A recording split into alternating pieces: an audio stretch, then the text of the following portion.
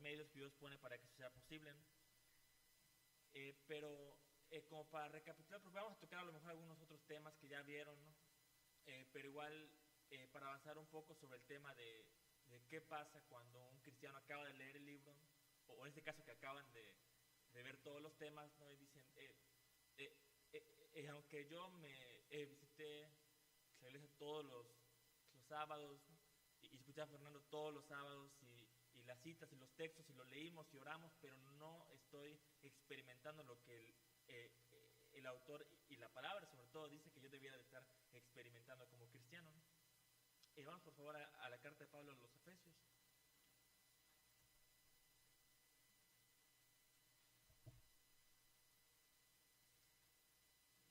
Efesios capítulo 4. Capítulo 4, versículo 17. Si, si escuchan rara mi... capítulo 4, versículo 17, ¿sí? Carta de Pablo a los Efesios, capítulo 4, versículo 17. Vamos a leer varios textos, pero si escuchan rara mi versión es porque tengo otra versión. 4, 17. Dice esto pues, digo y afirmo juntamente con el Señor, que ya no andéis así como andan también los gentiles en la vanidad de su mente, entenebrecidos en su entendimiento, excluidos de la vida de Dios por causa de la ignorancia que hay en ellos por la dureza de su corazón. Dice el 19, y ellos, habiendo llegado a ser insensibles, se entregaron a la sensualidad para cometer con avidez toda clase de impurezas. Pero vosotros no habéis aprendido a Cristo de esta manera. Si en verdad lo oísteis y habéis sido enseñados en Él, conforme a la verdad que hay en Jesús, que en cuanto a vuestra anterior manera de vivir, os despojéis del viejo hombre que se corrompe según los deseos engañosos, y que sean renovados en el espíritu de vuestra mente, y os vistáis del nuevo hombre, el cual, en la semejanza de Dios, ha sido creado en la justicia y santidad de la verdad. Si leyéramos todo el contexto del capítulo 3 hasta ahorita, viéramos que aquí ya en esta parte Pablo hace una descripción de la vida que tenían los no creyentes antes, los creyentes antes de ser cristianos, y la manera en la cual el cristiano ahora, conociendo a Dios, debe de evidenciarse un cambio en su vida, ¿no? Desde el versículo 18 hasta el 20, hasta el 19, 18 y 19, se ve una serie de frases que es muy el estilo de Pablo, de usar frases seguidas que si uno no lo lee con detenimiento pueden no alcanzar a captar la cadena sucesiva de palabras que tienen un significado en particular. Al hablar de entenebrecidos, el tener un entendimiento entenebrecido, de ser excluidos de la vida de Dios, de ser ignorantes y de tener el corazón duro, si pusiéramos al revés toda la cadena es más entendible de esa manera, ¿no? Si comenzáramos desde lo último del 19, donde habla de la dureza del corazón, quedaría más o menos de esta manera. Podríamos decir que un corazón endurecido lleva a una vida separada de Él, la cual acarrea una ignorancia voluntaria sobre Dios, causando un entendimiento entenebrecido, dando como consecuencia una serie de pecados al ser insensibles moralmente. Lo que hice con eso fue poner al revés todo el pasaje para ver que la raíz de todos los pecados que comenta después en el 19, de entregarse a la sensualidad para cometer con avidez toda clase de impurezas, comienza con lo que dice Pablo al final del 18, de la dureza del corazón.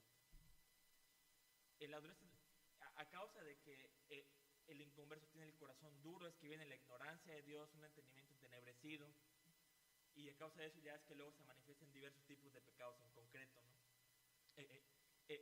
Ahora, ¿por qué es importante todo esto, no? Porque lo importante de todo ese texto que menciona Pablo aquí es la condición del corazón del inconverso, lo cual, como sabemos, ¿no? el que de verdad conoce a Jesús tiene un corazón nuevo, ¿no? Y y aparte esto es muy importante porque igual dice en el versículo 22 dice que en cuanto a vuestra anterior manera de vivir, os despojéis del viejo hombre que se corrompe según los deseos engañosos. Los deseos obviamente surgen del corazón. Del corazón surge todo lo que deseamos, anhelamos, sentimos, ¿no? El corazón es como el tablero con el cual es controlado el ser humano, ¿no? La realidad es de que la mayoría de las cosas que hacemos lo hacemos por lo que sentimos, y no me refiero a un mero sentimentalismo exterior, ¿no? Por ejemplo, como son las 4 de la tarde, 5 de la tarde, ¿no? Y hay mucho calor afuera, ¿no? Y uno tiene el deseo de tomarse un refresco y comerse unas sabritas, por ejemplo, ¿no? Ese deseo lo va a mover, a hacer una serie de pasos para poderlo tener, ¿no? Y así podemos poner muchos ejemplos de cosas que deseamos hacer y lo hacemos, ¿no? O de que, por ejemplo, es época de vacaciones, tu mamá entra al cuarto y ve que tu cuarto es un desastre, ¿no? Y que en el fondo de la cama llena de ropa estás tú enterrado, ¿no? Y tu mamá te pregunta, ¿por qué no limpias tu cuarto, no? Que pudiera uno poner muchas excusas, la verdad es que no tienes el deseo de hacerlo, ¿no? La única manera de que te movería a hacerlo son dos.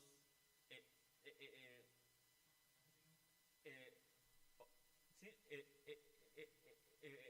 el castigo sería una de esas, pero igual que te prometa algo, ¿no? Si tú haces esto, te voy a dar esto. Obviamente hay una promesa de por medio, ¿no? Y ya tendrías el deseo de hacerlo, ¿no? Y si la promesa o el castigo es suficientemente fuerte, te va a vencer el deseo de no hacerlo, ¿no? Y el deseo de hacerlo va a ser más grande, ¿no? Y así podemos pensar cualquier actividad que hagamos, si tenemos la voluntad de hacerlo es porque deseamos hacerlo, ¿no? Y ahora el gran problema para la gente del mundo es cuando esos deseos son deseos en contra de la palabra de Dios, que es el punto que dice Pablo aquí al último del 19, ¿no? Que menciona por la dureza del corazón de ellos, ¿no? Lo cual lo lleva a lo que dice el 19, dice que si habiendo llegado a ser insensibles se entregaron a la sensibilidad para cometer con avidez toda clase de impurezas, ¿no? Si una persona tiene el corazón duro, lo va a llevar a tener esa apatía hacia las cosas de Dios, ¿no? Es decir, que va a ser inmoral, va a ser insensible moralmente a cualquier cosa relacionada con Dios, a la moral que Dios manda en su palabra, ¿no? Va a ignorar quién es Dios porque no le importa conocerlo, ¿no? Y por ende va a tener un entendimiento entenebrecido. Y ahora de nuevo, ¿por qué todo esto es muy importante, ¿no?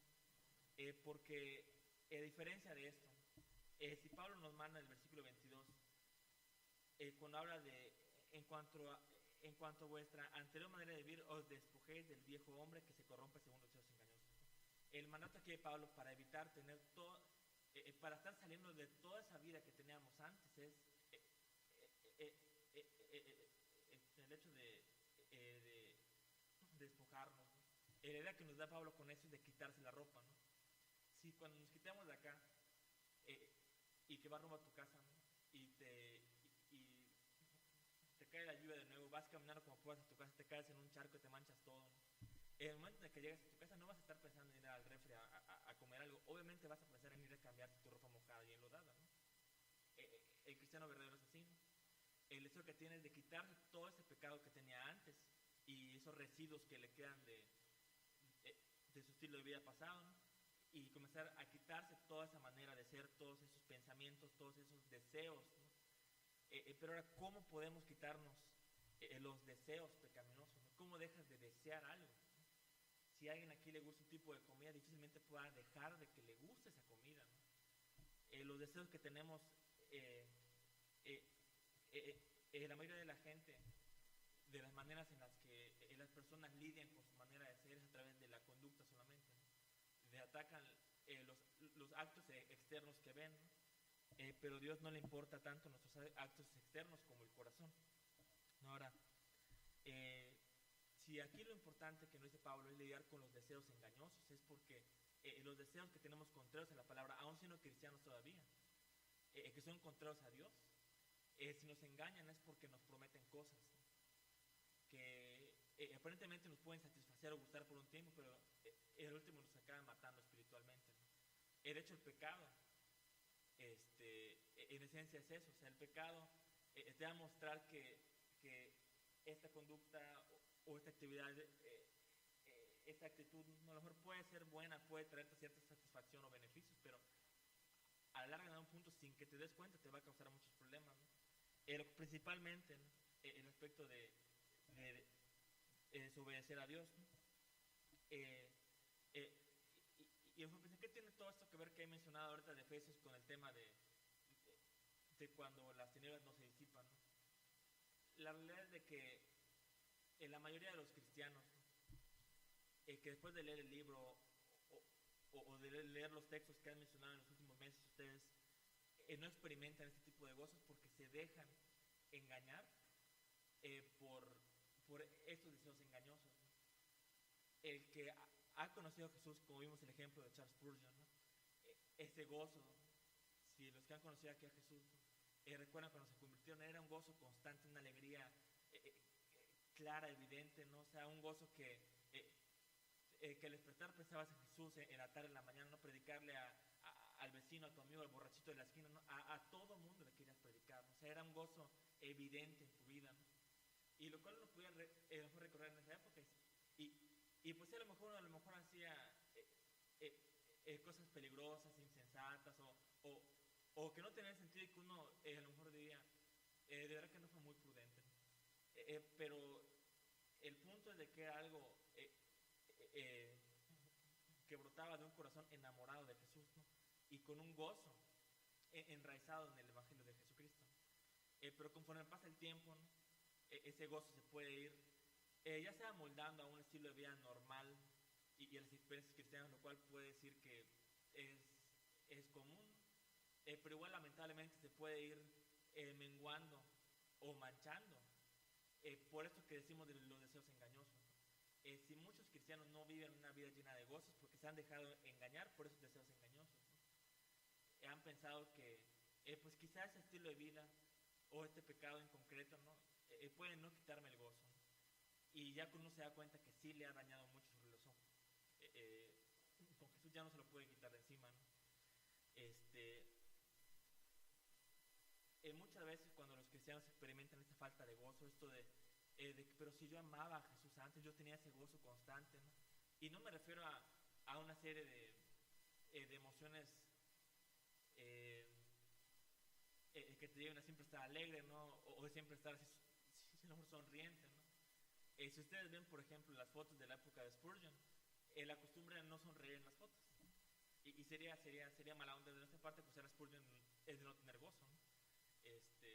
A lo que voy es de que este aspecto de estar siempre sonriendo no es algo que puede estar influenciado por la cultura o por nuestra manera de ser en personal, ¿no?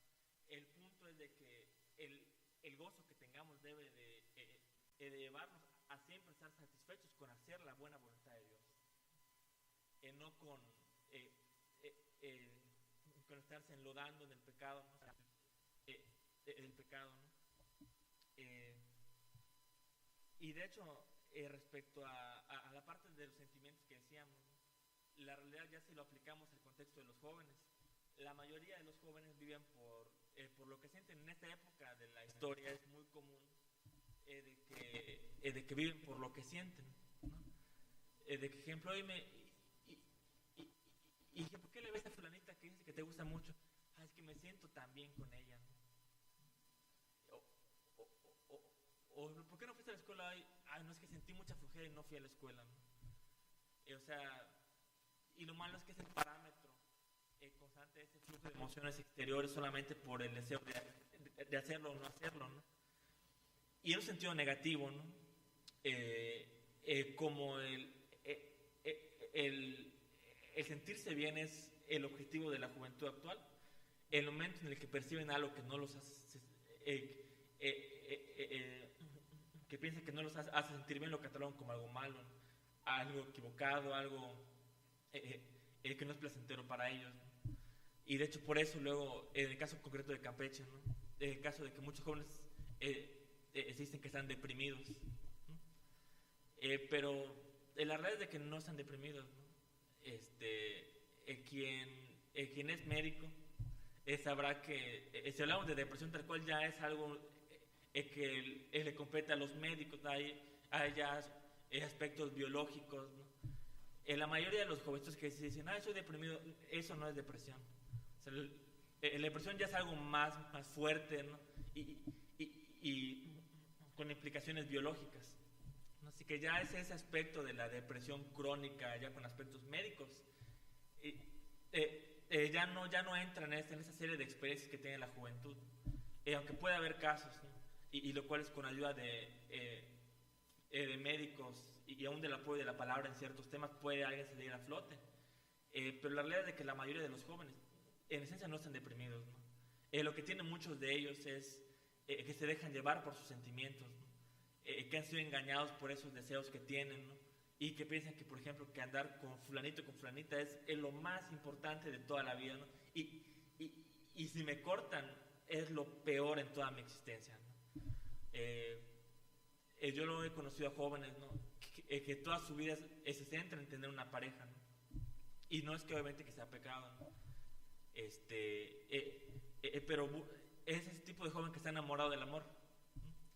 Que no le importa en sí estar con alguien, sacrificarse así por alguien, amarla verdaderamente, conocerla, dar su vida si es posible, ¿no? Lo que le importa nada más es tener esa experiencia de que me siento enamorado, ¿no? No importa mucho la persona, el punto es de que me sienta yo enamorado, ¿no? Y lamentablemente, si ya entramos al tema ya de los cristianos, ¿no? Muchos cristianos pueden aún ser engañados por esas cosas que en el mundo vemos constantemente, ¿no? Y luego así de que ¿por qué me pasa esto a mí? Porque decidiste mal, por dejarte guiar por este deseo en concreto, ¿no? Y ya lo que vemos frecuentemente de muchos jóvenes estamos siendo cristianos, ¿no? Ahora, aterrizando más o menos al tema, ¿no? Si un joven ya se leyó todo el libro, ya se leyó todos los textos que han visto, ¿no? Y aún siente su corazón de que aún no experimento ese gozo que sentí hace 1 o 2 años cuando le conocí, ¿no? O de verdad no he experimentado un gozo que yo diga eso es radicalmente diferente a cualquier experiencia que yo haya tenido. ¿Por qué es que alguien puede experimentar eso y que se mantiene en ese estado de constante aflicción, ¿no? Lo manejo bajo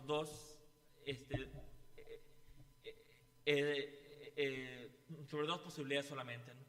La primera es que se trata de un cristiano con un tipo de, digamos, depresión espiritual, ¿no?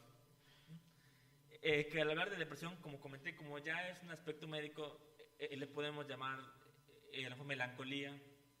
Pero el punto es esa experiencia, desánimo de estar apático respecto a las cosas de Dios, ¿no? Vamos al Salmo 42, por favor.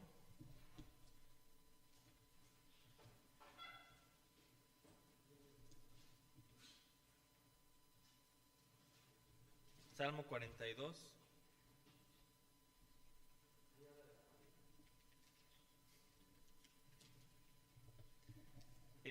El Salmo 42.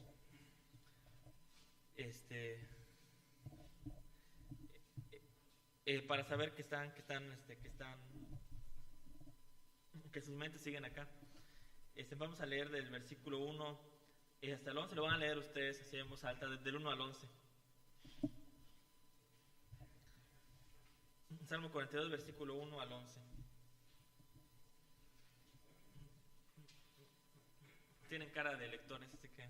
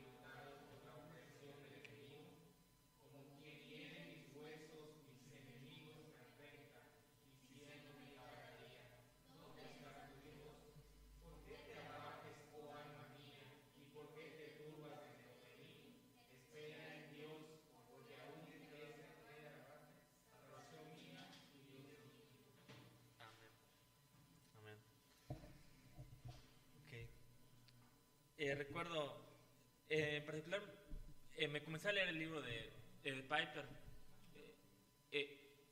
porque en esa época de vida yo tenía 20 años, ¿no? Creo que yo experimenté digamos así, como un tipo de depresión espiritual muy, muy fuerte, ¿no? Que no tenía absolutamente o sea, ni un gramo de deseo de orar, ¿no?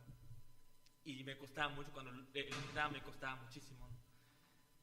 Tenía una apatía muy grande respecto a las cosas de Dios, sentía algo en mi corazón que no estaba bien respecto a Dios. Y recuerdo muy bien una mañana me desperté para ir a la escuela, y recuerdo que salí de mi cuarto, fui a la sala, ¿no?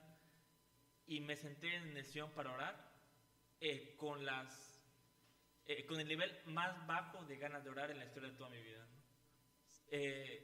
Y oré, o sea, así como tardé un momento nada más sentado pensando, ¿no?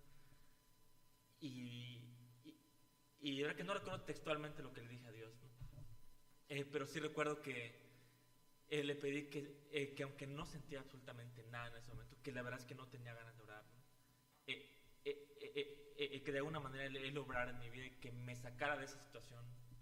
Y personalmente cuando al leer ese salmo, y a lo mejor muchos se identifican, ¿no? Es esa tensión que tiene el cristiano, de que en una parte él tiene ese deseo de orar, y la otra parte él está pensando, ¿por qué a mí? ¿Por qué me está pasando esto? ¿No?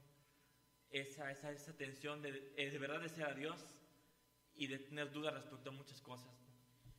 Es la experiencia del salmista, que curiosamente busqué una frase de Charles Spurgeon, que habla acerca de ese texto que leímos, de toda esta porción, que dice: es el grito de un hombre apartado de las ordenanzas y culto externo de Dios, suspirando por la casa de Dios tan amada, y al mismo tiempo la voz de un creyente deprimido espiritualmente, que anhela la renovación de la presencia de Dios, luchando con dudas y temores, pero con todo manteniéndose firme en su fe en el Dios vivo. Y ahorita que vamos a ver es ese deseo del salmista de que Dios sobre su vida, esperando en Dios, ¿no? y recordando la misericordia de Dios, ¿no? Dice en el versículo 1, como el ciervo anhela las corrientes de aguas, dice: así suspira por ti, oh Dios, el alma mía.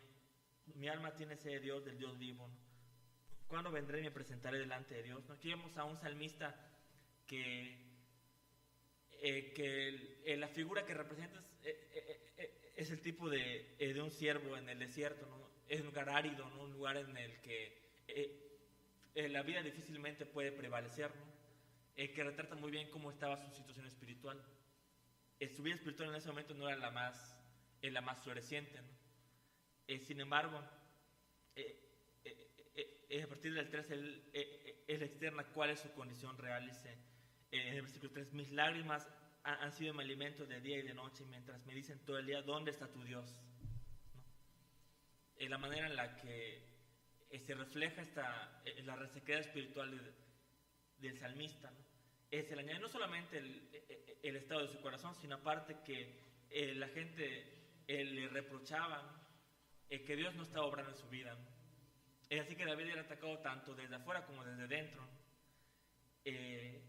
Y dice en el versículo 4: me acuerdo de estas cosas y derramo mi alma dentro de mí, de cómo iba yo con la multitud y lo guiaba hasta la casa de Dios con voz de alegría y de acción de gracias, con la muchedumbre en fiesta, ¿no? O sea, no sé si les ha pasado, ¿no? De que cuando tienen gripa así crónica, que ya tiene 2 o 3 semanas con gripa, y que ya es mucho de que han tomado cosas y no les pasa nada, y dice: para mí que nunca se me va a quitar, y comienzan así a anhelar de que, recuerdo cuando yo estaba sano, no sé, nunca más estaré sano otra vez, ¿no? Pues más o menos así le pasaba a David, ¿no? O sea, de que recordaba cómo era el exaltar a Dios en el contexto de la comunidad de Israel, ¿no? De que todos alababan a Dios, ¿no? Y de cómo él aún guiaba a la gente para adorar a Dios, y ahora él piensa: y heme aquí ahora, ¿no? Lo cual puede pasar a veces en la condición espiritual en la que estemos, ¿no? De lamentarnos, de pensar: ¿por qué me está pasando esto a mí? ¿Por qué estoy de que oro y al orar siento que hay una placa de bronce de 2 metros de espesor delante de mí? Siento que oro y no hay un cambio en mi corazón, que no deseo más a Dios, ¿no? Sin embargo, en el versículo 5 él se pregunta, ¿por qué te abates, alma mía? ¿Por qué te turbas dentro de mí? Espera en Dios, pues he de alabarte otra vez por la salvación de su presencia, ¿no? Aunque él se sentía de esta manera, ¿no? Sin embargo, David no le creía a sus deseos engañosos. O sea, él podía sentirse de una manera y aún decir más adelante, tener la sensación de que Dios lo había abandonado, ¿no? De hecho, no sé si lo mencionaron en algún punto de las clases que tuvieron, pero los teólogos a lo largo de la historia le han llamado a la experiencia de sentir el amor de Dios eclipsado en la vida del creyente. Le llaman la noche oscura del alma, ¿no? Porque sí, o sea, es una sensación de que Dios no está, de que oras y como que sientes que no te escuchan, de que aún piensas en el Evangelio, te sabes el Evangelio toda la estructura quizá doctrinal, pero no experimentas las verdades que estás diciendo, ¿no? Y no me acuerdo de no escuché hace unos días que decía, muchas veces cuando cantamos alabanzas cantamos mentiras, ¿no? O sea, en el sentido de que cantamos, oh Señor, cuánto gozo, ¿no? Y por dentro estás paleta, ¿no? Y o sea, puedes cantar así de que, oh Señor, la salvación, el Evangelio y todo eso, pero en tu corazón dices, pero no estoy experimentando las verdades que estoy cantando, ¿no? Y aunque es verdad y es glorioso, no hay un impacto en mi corazón. Sin embargo, aunque David, aunque el salmista, él tiene esa sensación de que Dios no está, de que se burlan de él. Sin embargo, es esa pregunta a sí mismo, ¿por qué te abates, alma mía? ¿Por qué te turbas dentro de mí? Es una pregunta real, ¿no? Aquí vemos que hablarse a sí mismo a veces no está mal, o sea, uno hace reflexiones interiores o habla con Dios a veces, pero él, aunque él tiene esa sensación, al último del 5 dice, espera en Dios, pues he de alabarte otra vez, ¿no? Él está seguro que lo que experimentó con el pueblo de Dios lo va a vivir otra vez. Y es la esperanza del cristiano. De hecho, personalmente yo, referente al ejemplo de la gripa, yo lo he pensado, ¿no? Recientemente, cuando me he enfermado, ¿no? Y tengo la sensación de que nunca voy a estar enfermo, estaré sano otra vez. O sea, recuerdo, hace un año o dos, tuve gripa y pensé eso y quedé sano, ¿no? Es esa experiencia de que voy a sanar en algún punto del tiempo y del espacio, ¿no? Pero sin embargo, la experiencia que podemos tener, ¿no? y la esperanza que debe gobernar nuestras vidas, ¿no? Que el Señor no nos ha desamparado, ¿no? Ahora, dice en el versículo o el versículo 7, dice, un abismo llama a otro abismo, a la voz de tus cascadas, todas tus zonas y tus olas has pasado sobre mí, ¿no? Aquí lo interesante de ese texto, y ahora pasa de la aridez del versículo 1 a como estar en el mar y sentir que te estás ahogando, ¿no? Pero lo curioso es, a la mitad del 7, todas tus olas y tus ondas han pasado sobre mí. ¿De quiénes son las ondas y olas? De Dios. O sea, el salmista, a pesar de todo lo que está pasando, de la burla que puede tener, de la depresión que puede tener por dentro, él sabe que es Dios quien soberanamente está permitiendo todo esto. Y que si Dios es el Dios que él ha conocido, no lo va a abandonar. O sea, el estar consciente de que Dios es soberano sobre las circunstancias particulares que ha tenido, ¿no? No es que, imagínense qué terrible sería estar a expensas del azar o del destino, ¿no? La verdad es de que tenemos la confianza de que Dios es soberano sobre lo que estemos pasando, y aunque no estemos experimentando un gozo real, Dios es soberano aún sobre eso que estemos pasando, ¿no? Y de hecho Él manifiesta en el versículo 8 esa confianza, dice, de día mandará el Señor su misericordia y de noche su cántico estará conmigo. Elevaré una oración al Dios de mi vida, dice el final del 8. En el versículo 9 encontramos lo que comentaba, ¿no? Dice, a Dios, mi roca, diré, ¿por qué me has abandonado? Ahora obviamente Dios no había abandonado a David. Es solamente la experiencia subjetiva que él tiene, ¿no? Dice luego, ¿por qué me ando sombrío por la opresión del enemigo? Él ya reflexiona, ¿no? Desde que le han diciendo, ¿dónde está tu Dios? Pero ahora él reflexiona, ¿por qué voy a estar así? No debería yo de dejarme sumergir por todo lo que estoy pasando, sino poder salir a flote. Y en el versículo 11, repito otra vez, qué te abates, alma mía? ¿Por qué te turbas dentro de mí? Espera en Dios, pues he de alabarte otra vez. Él es la salvación de mi ser y mi Dios. O sea, aún con las dudas, con todo lo que puede sentir David, el Salmo lo termina con esa expresión de confianza en Dios, de confiar en la misericordia de Dios. Y hecho más aún como creyentes, ¿no? La sensación de sentirnos solos, no debemos pensar de que no nos pasa a los cristianos. De hecho, hay un salmo donde David dice que él se siente solo, ¿no? Aquí no se ha sentido solo aún siendo cristiano, ¿no? Pero lo glorioso, si vamos por favor al Evangelio de Mateo.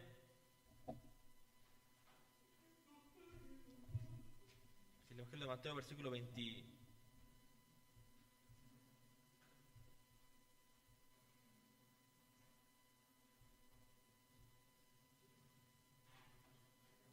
Mateo, versículo 24. 24. Creo que no apunté ese versículo. Es el 27, perdón.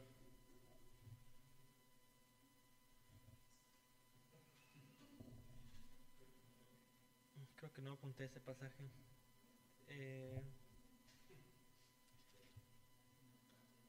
Es el capítulo 27, versículo 46. Capítulo 27, versículo 46. Sí. Sí. ¿Lo pueden leer ustedes? No, el 46 nada más. ¿Sí?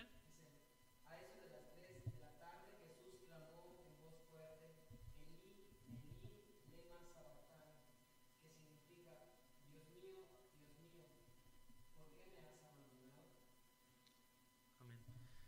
La experiencia de Jesús es la única experiencia que absoluta y totalmente de verdad puede decirse que Él de verdad estuvo desamparado de Dios.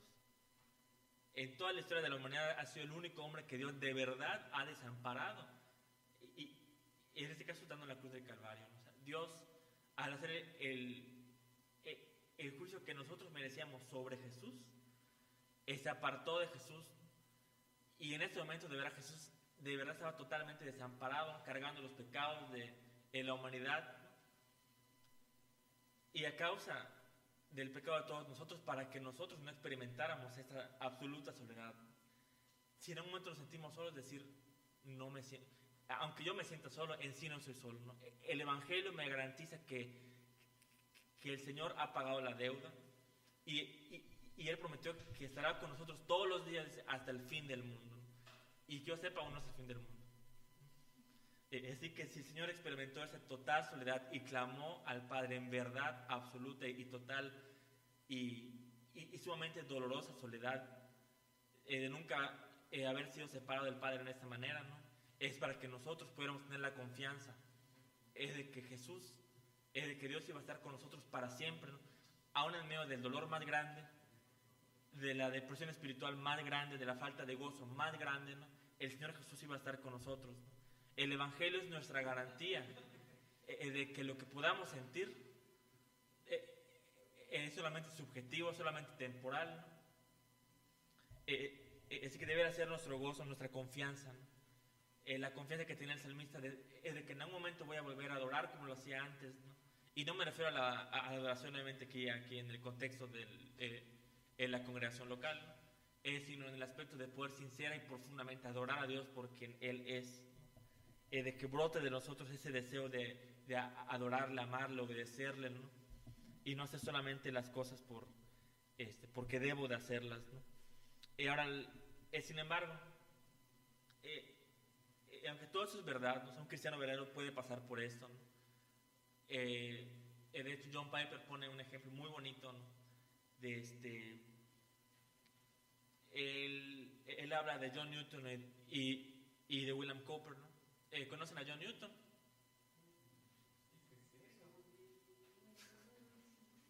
¿No lo conocen? John Newton fue el autor, como dice, fue el autor del himno de Sublime Gracia, ¿no? Pues John Newton, antes de ser cristiano, era traficante de esclavos. Toda su juventud, desde muy joven hasta ya de adulto, él traficó esclavos de África, Inglaterra, ¿no? Y de hecho él cuenta incluso, ¿no? Que participó en la violación colectiva de cientos de mujeres esclavas, ¿no? Pero su mamá lo había educado en la fe, ¿no? Y en cierto viaje que hizo de África a Inglaterra, eso fue en el siglo XVIII, su barco en el que él estaba se pasó a hundir, ¿no? Y en el ajetreo del mar y los truenos, ¿no? O sea, él recordó, ¿no? Recordó todo lo que le había dicho su mamá, ¿no? Del evangelio y la vida cristiana, ¿no? Y se dio cuenta que iba a morir en ese viaje, ¿no? Y le dio el temor de enfrentarse a Dios, habernos tenido esa vida tan terrible, ¿no? Y él clamó a Dios estando en el barco y lo toma como el día de su conversión. Cuando llegó a Inglaterra, dejó el tráfico de esclavos, ¿no? Se convirtió en el evangelio y con el tiempo se convirtió en pastor y en escritor de himnos, ¿no? Y el hermano John Piper comenta acerca de la relación que tuvo John Newton con William Cowper, que fue un poeta y escritor de himnos, ¿no? Pero lo curioso de William Cowper es de que tendía mucho la depresión, ¿no? Que en aquella época tanto la psiquiatría, la medicina y la psicología no estaban todavía tan desarrolladas. De hecho la psicología no existía. Pero si uno lee las expresiones de depresión de Cowper y los episodios que tuvo frecuentes, uno podría quizá decir que tenía quizá ya hasta la depresión biológica, o sea, la médica, ¿no? Sin embargo, él relata su conversión a través de Romanos 3:25, ¿no? Y de cómo al ser miembro de la iglesia de Newton, el hermano lo apoyó por 13 años con todo ese proceso, ¿no? Con sus depresiones frecuentes, ¿no? Hablando con él, estando en su casa, platicando con él, ¿no? Y en una época que no había teléfonos ni celulares, ¿no? Pero eso es es importante igual si lo aplicamos al contexto ahorita de los jóvenes o de la iglesia en general, ¿no? El evangelio nos garantiza todo esto que estamos pasando, ¿no? Pero para evitar nada más como que buscar aplicarlo a mi vida en particular, a su vida en particular, ¿no? Pensar que en el contexto ya de los jóvenes de acá o de la iglesia en general, ¿no? Pensar que no solamente ustedes pueden estar batallando con algo, ¿no? O a lo mejor otro joven, otro hermano puede estar pasando por algo, ¿no?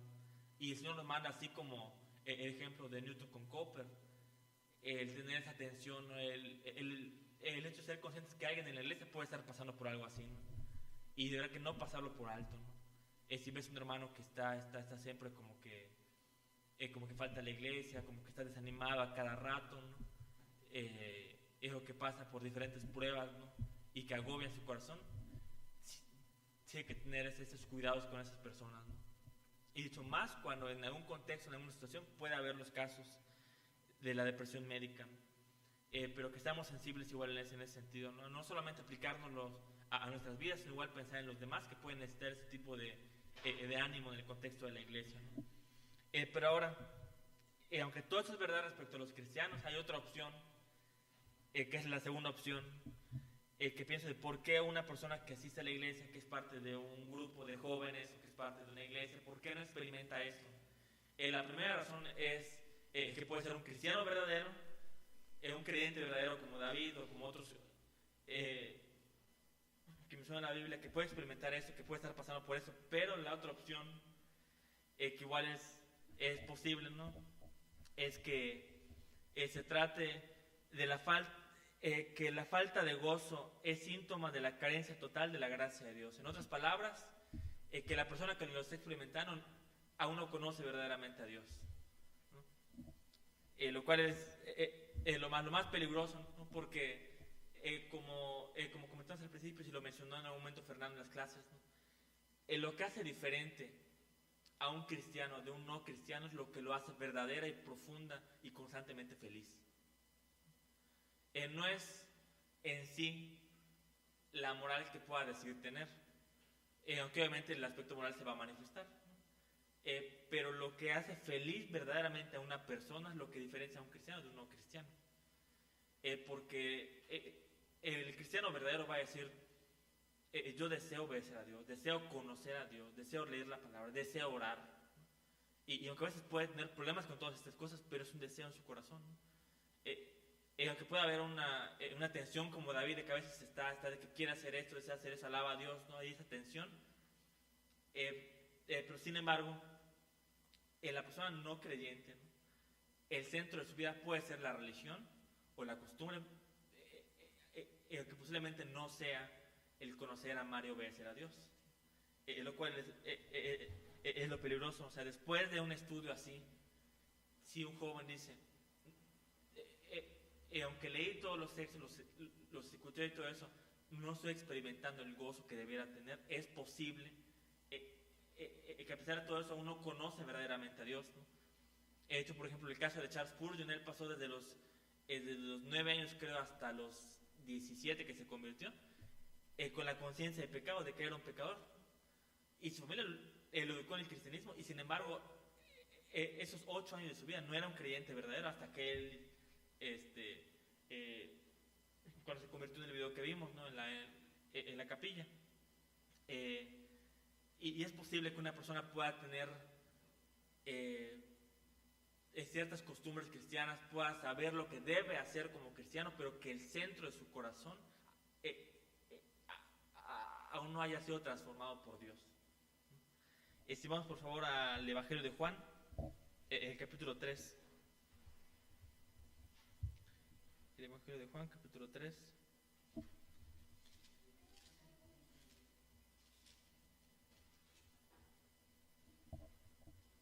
Es una historia muy conocida, no vamos a leer todos los versículos, pero es la historia de Nicodemo, de la plática que tuvo con Jesús.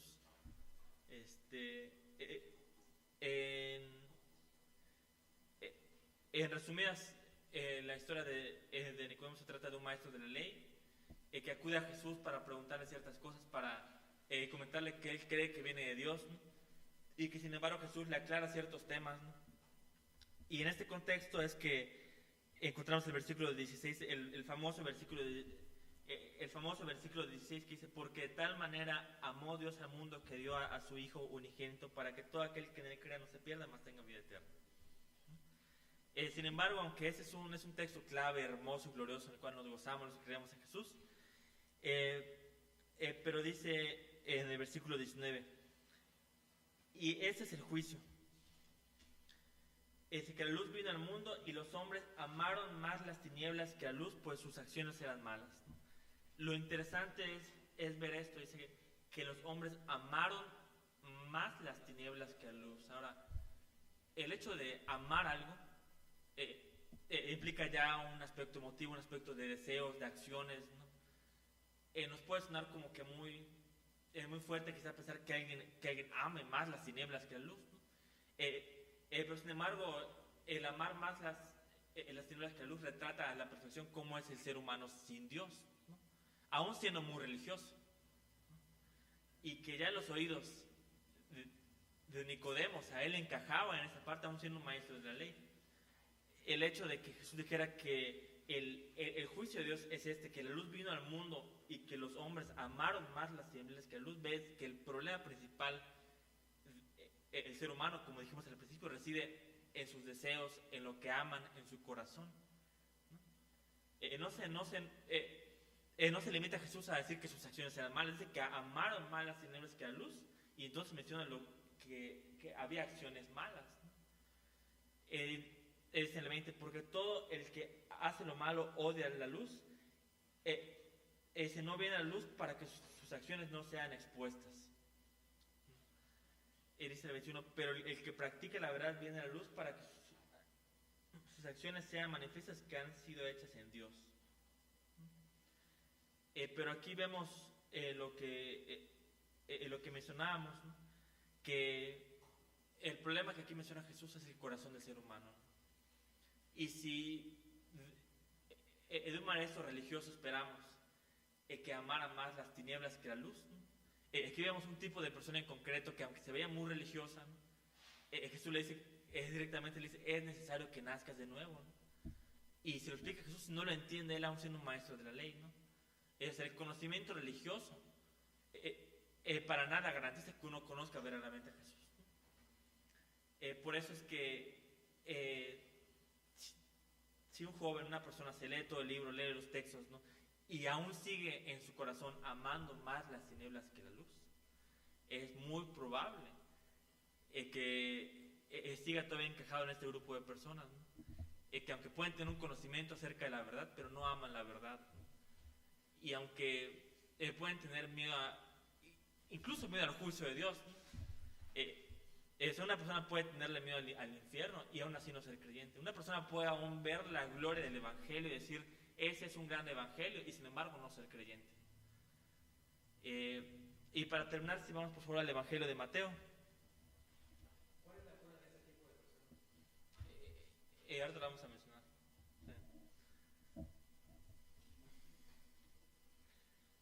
De hecho, le pregunté a Fernando el formato de esto, porque no sé si era una prédica o una clase, ¿no? Pero si tienen dudas, pueden hacer dudas igual.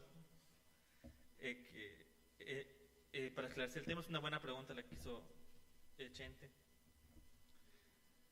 Evangelio de Mateo, capítulo 7.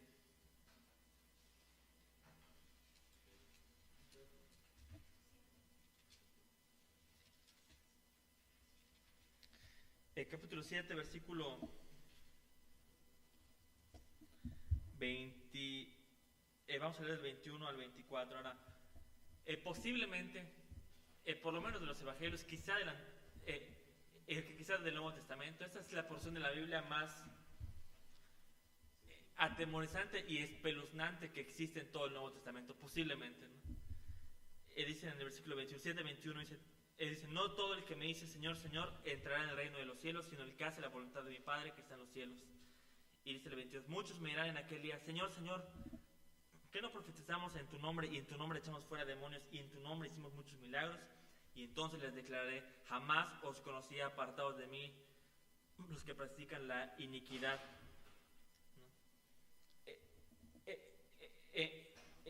Ahora, en concreto, este grupo de personas no son ateos ni budistas, son gente que de verdad cree, en cierta manera, que Jesús es Señor en un sentido, ¿no? Porque se refieren a Jesús como Señor, y el hecho que repitan Señor, Señor, ella implica un aspecto emotivo, o sea, decir Señor, Señor.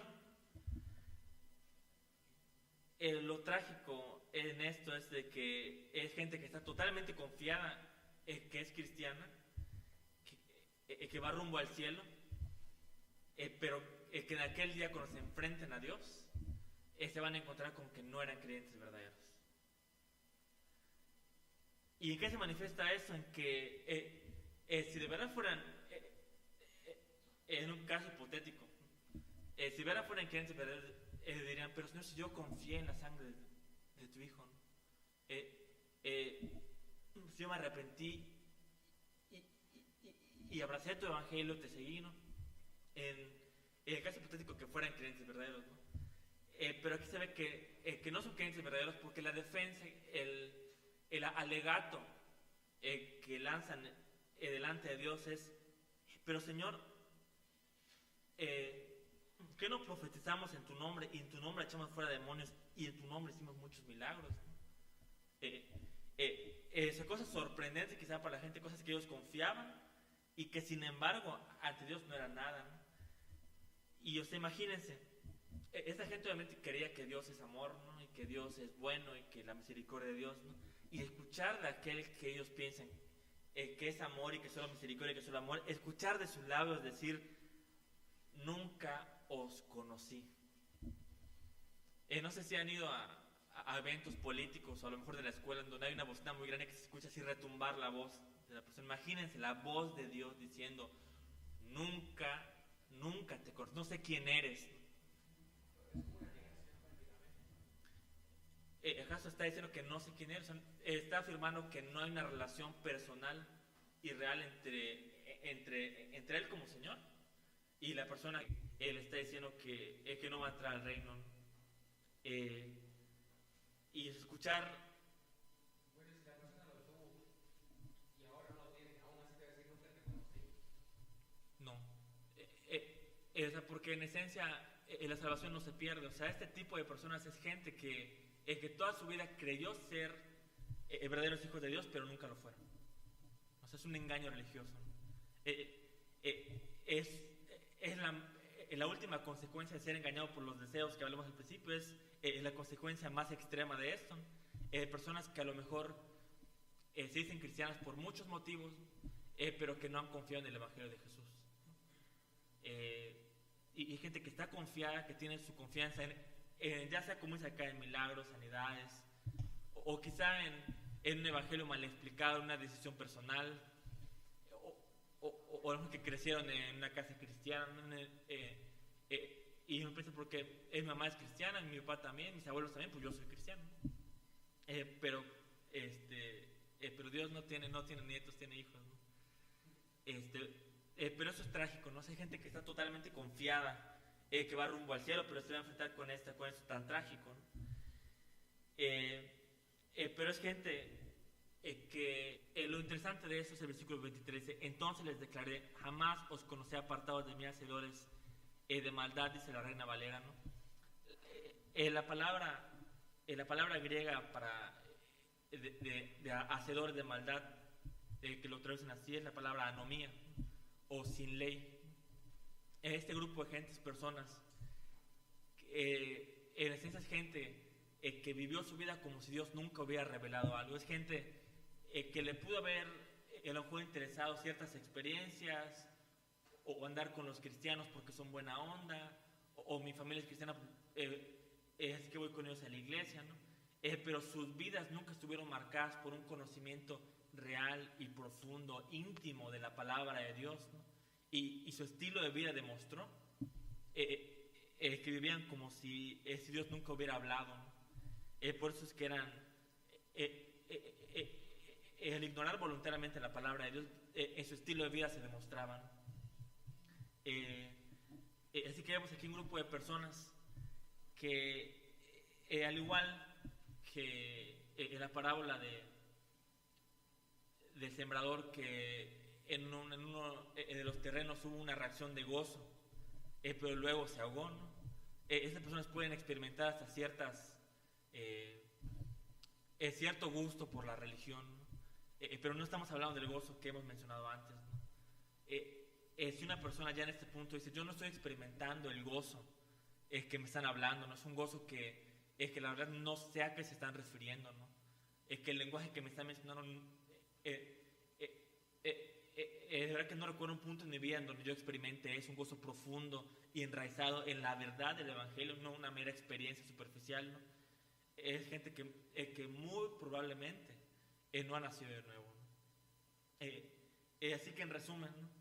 Las dos razones que podemos encontrar de por qué una persona después de todo esto puede experimentar la falta de gozos. Uno, que es un cristiano verdadero, que por una o por otra razón descuidó quizás su vida espiritual, o que está pasando por un momento de intenso dolor y que tiene esa serie de dudas o de falta de gozo, ¿no? Y que sin embargo tiene ese deseo de recuperarlo, ¿no?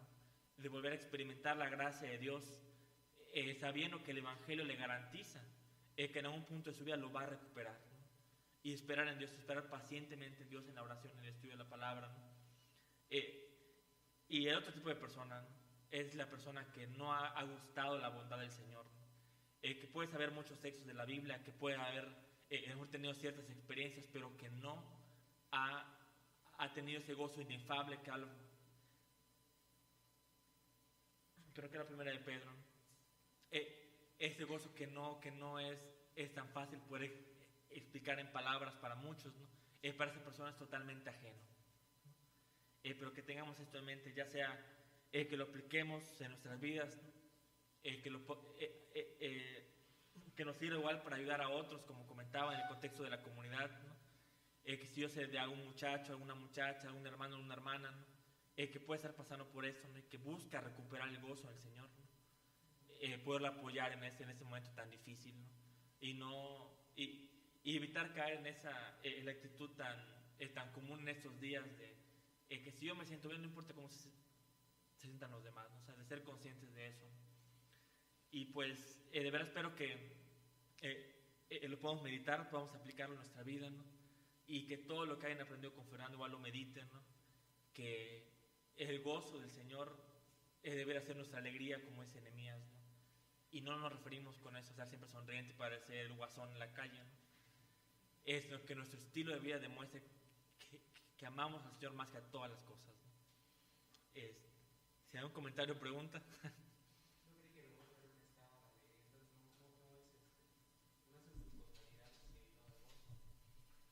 Sí, tiene obviamente un estado, sí hay un elemento de alegría, ¿no?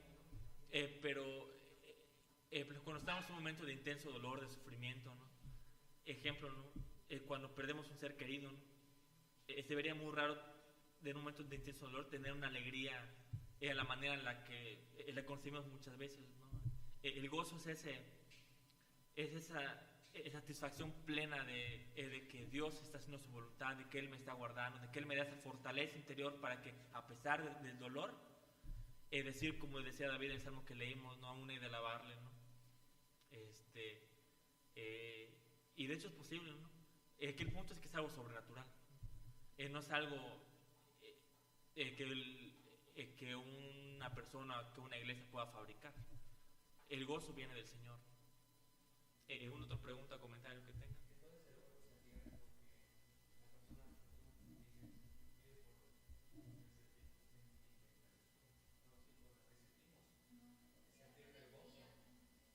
Si se va como... aunque a lo mejor... A lo mejor entraríamos ya a las otras clases que mencionó Fernando, pero el gozo, en el caso de Cristo, por ejemplo, el Salmo 51, el salmo en el que David se arrepiente de haber pecado con Betsabé, dice, en un versículo dice, después de arrepentirse, dice, vuélveme el gozo de mi salvación. Pero si uno lee en 2 Samuel, cuando le pasa eso de que él peca, se ve que en la época en la que los reyes debían de salir a la guerra, se queda en su casa, ¿no? Y desde ahí ya dices, algo no anda bien con David. O sea, él antes salía a matar gigantes y ahora está en su casa, ¿no? O sea, algo ya había perdido el gozo en ese punto, ¿no? Y el hecho de que anduviera de ocioso en su casa, ¿no? Y que viera una mujer de lejos, y que la primera que viera una mujer hiciera todo lo que hizo, es de que ya el centro de su vida ya no estaba en el gozo de Dios, sino estaba en a lo mejor los placeres que como rey podía tener, ¿no? Como comentaba Miriam, ¿no? Lo que le puede pasar al gozo es como cuando un tornillo ya no entra porque se barrió. El tornillo todavía es un tornillo, ¿no? El tornillo todavía tiene una función, pero ya no está embonando como debiera embonar. O a lo mejor como un borrador que ya está muy gastado y que ya no está borrando, ¿no? Se va así como deteriorando. El gozo, aunque en una parte está ahí, porque uno todavía es cristiano, pero sí menguan. Y ya para recuperarlo sería entrar en otro tema de recuperar el gozo, ¿no? Pero el cristiano verdadero puede pasar por una etapa de desánimo así de fuerte, pero sale de eso. Entonces, es la garantía que tenemos, ¿no? ¿Algún otro comentario o pregunta? ¿No? ¿Pablito? Este es experto, creo. Vamos a hacer una pequeña oración. Pongámonos de pie para hacer una pequeña oración.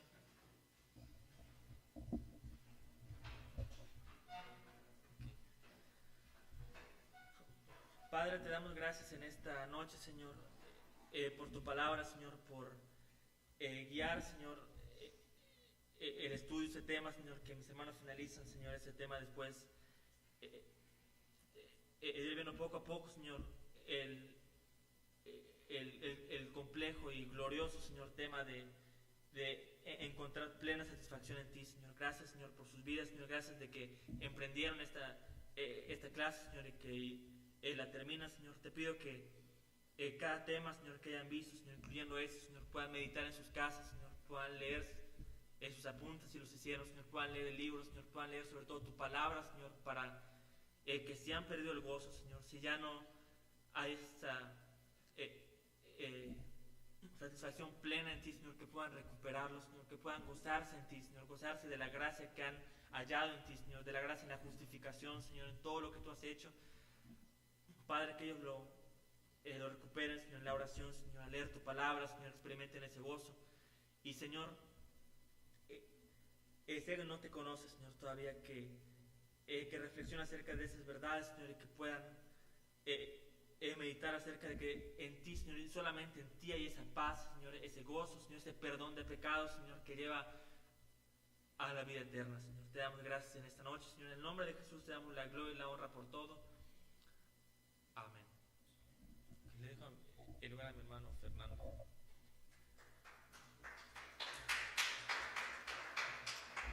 Pueden tomar sus lugares. Pues gracias a Dios por la vida de Eliud, gracias a Dios por su palabra.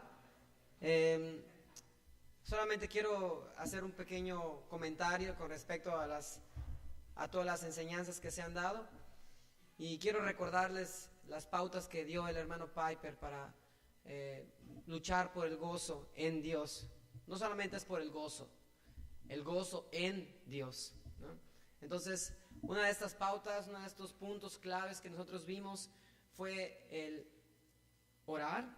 Es importante la oración, orar la Biblia, que nosotros podamos tomar un salmo, que nosotros podamos tomar una porción de la Escritura y hacer de esa porción nuestra oración, para no divagar en nuestras oraciones, para no encontrarte que luego después de 5 minutos ya acabaste todo lo que tenías que orar. Entonces es una buena estrategia que da el hermano. Otra que da es la importancia de congregarte. Eso es bien importante, la importancia de asistir a la iglesia con regularidad, y más cuando tenemos a nuestra disposición la predicación de una doctrina sana, ¿verdad? Otro punto que decía el pastor es que nosotros debemos esgrimir, usando esa palabra, la palabra de Dios a nuestro favor. Es decir, planear un momento para la lectura de la palabra de Dios. Él decía que la mayoría de los cristianos dejan de leer su Biblia no por algo deliberado, o que dicen, ya no te voy a leer Biblia, no, sino porque realmente nadie planea tener un encuentro con las Escrituras.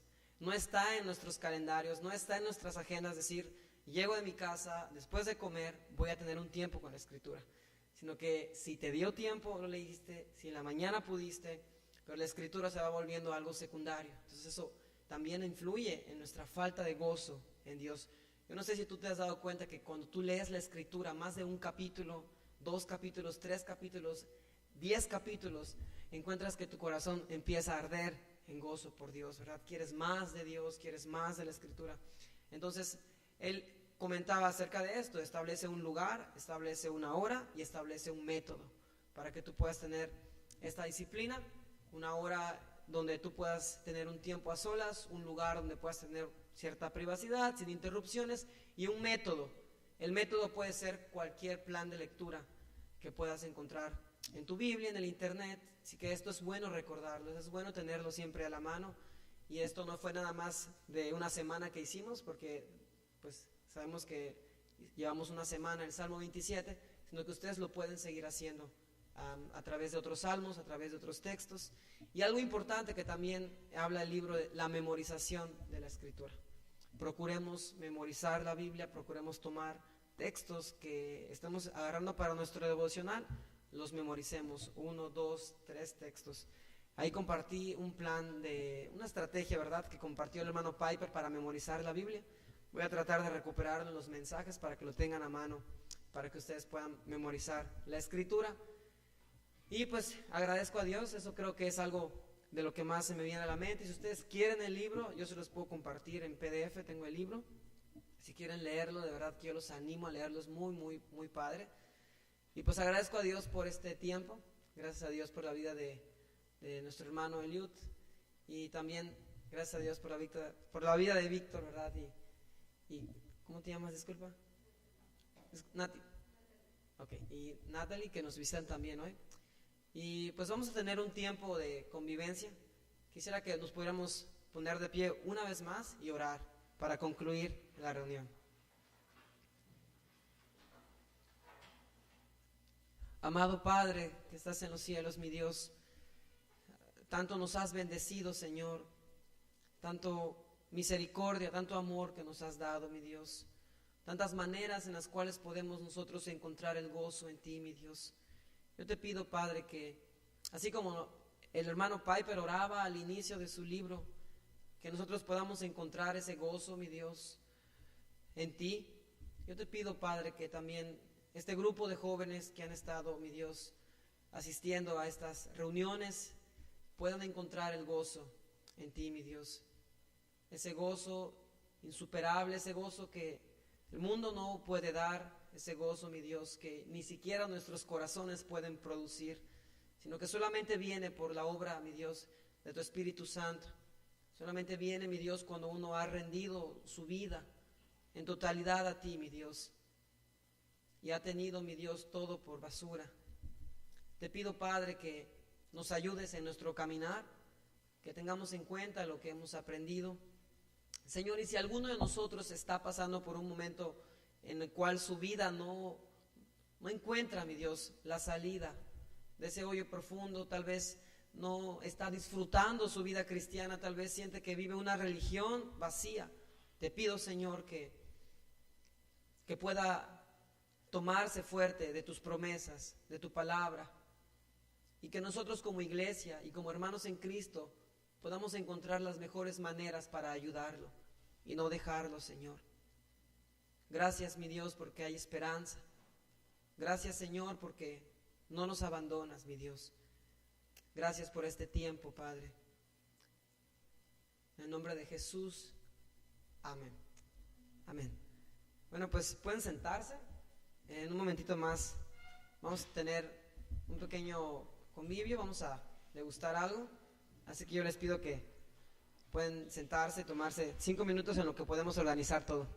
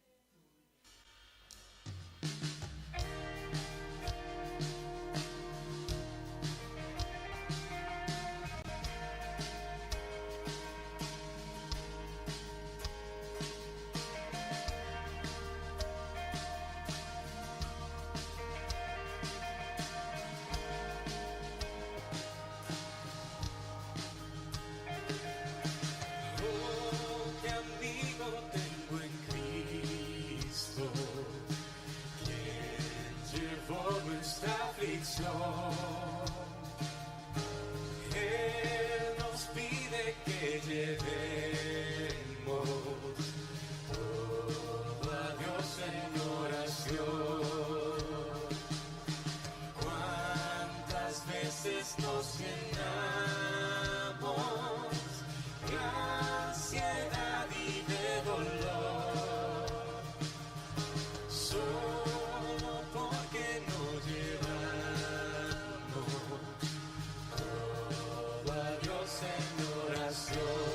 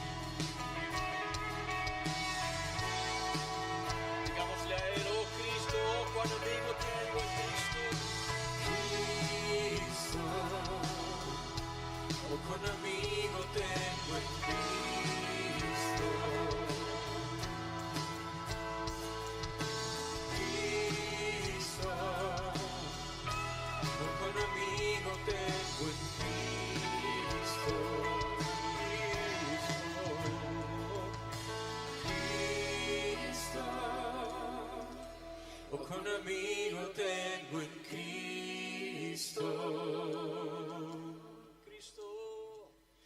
Cristo, oh, con amigo tengo en Cristo.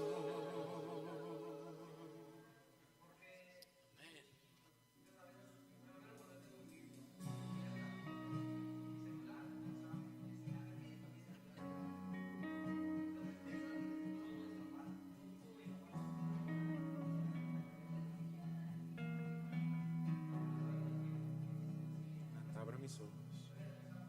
Abre mis ojos, oh Cristo. Abre mis ojos, te pido. Yo quiero verte. Yo quiero verte. Abre mis ojos, oh Cristo. Abre mis ojos, te pido. Yo quiero verte. Yo quiero verte y contemplar tu santidad y el resplandor de tu gloria. Derrama tu amor y poder mientras cantamos santo, santo. Abre mis ojos, oh Cristo. Abre mis ojos, Señor, yo quiero verte, yo quiero verte. Abre mis ojos, oh Cristo, abre mis ojos, Señor, yo quiero verte, yo quiero verte. Y contemplar tu santidad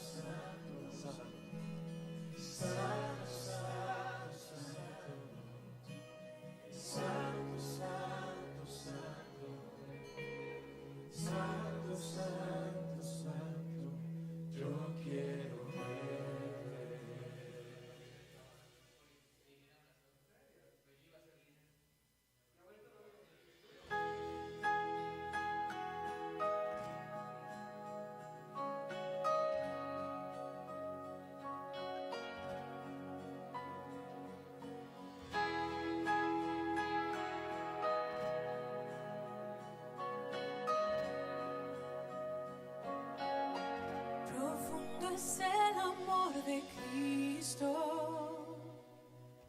más que el infierno y la maldad.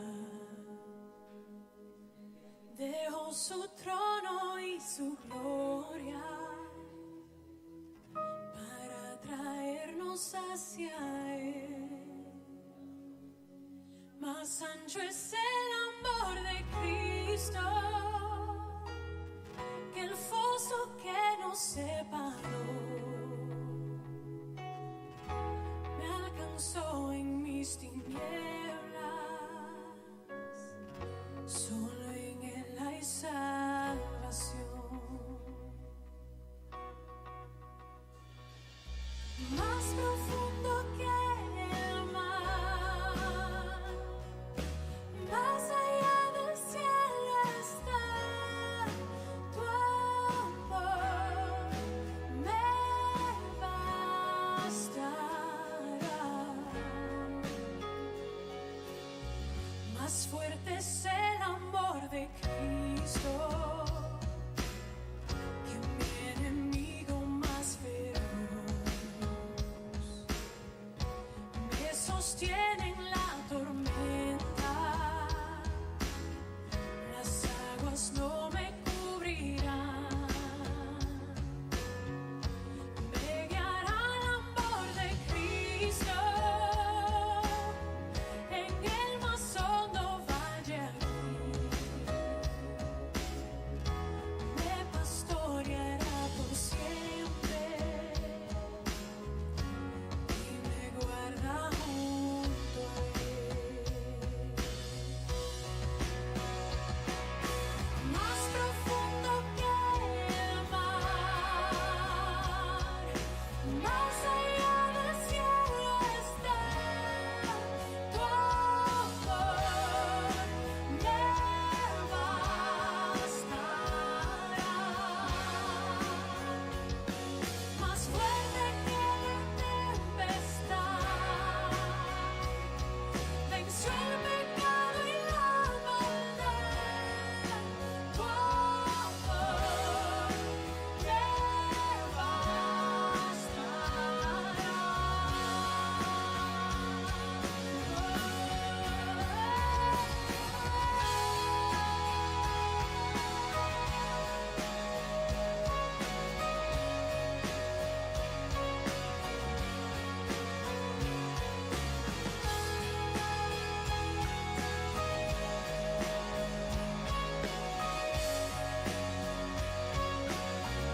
Más dulce es el amor de Cristo, mientras más cerca estoy del fin. Disfrutaré su amor por siempre, ante su trono estaré. Me llenará el amor de Cristo, al su rostro contemplar. Yo le amaré por siempre, su alabanza cantaré, su alabanza cantaré.